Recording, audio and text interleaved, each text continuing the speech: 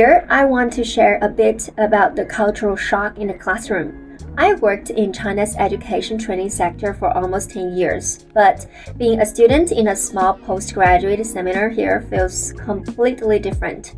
We have a course called Intercultural Communication. The teacher presents cultural models and we discuss, do you agree? What problems might this model have?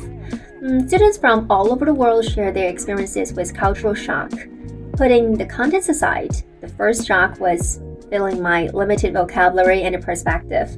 I realized that not only do we Chinese students have stereotypes about our European classmates, like calling them all Europeans and thinking they're all similar, but they also have some fixed impressions of us, like perhaps thinking Chinese students lack critical thinking.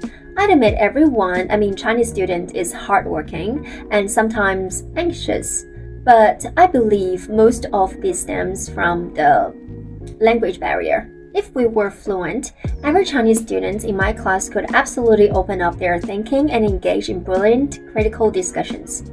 Everyone's ideas are actually great, but sometimes they're limited by expression. So that makes me feel that studying language and cultural exchange here is incredibly significant.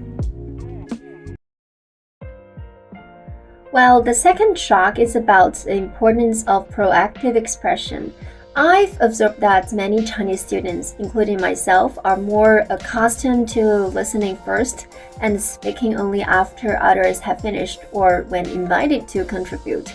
But students from other countries will raise their hands and interject while you're speaking to directly ask a question or share their opinions. That isn't considered rude here. It's a normal way to interact. It shows you are engaged and having a reaction. So speaking up proactively is super important. Otherwise, you can easily become invisible in a corner of the classroom. The lecturers here are really nice and kind. Before term started, I asked so many questions and my lecturer kept satisfying me. Don't be nervous, don't worry, a lot. In class, they constantly guide everyone, making sure every single person is asked, what do you think? If you say, I need a moment to think, they will circle back and ask you again later.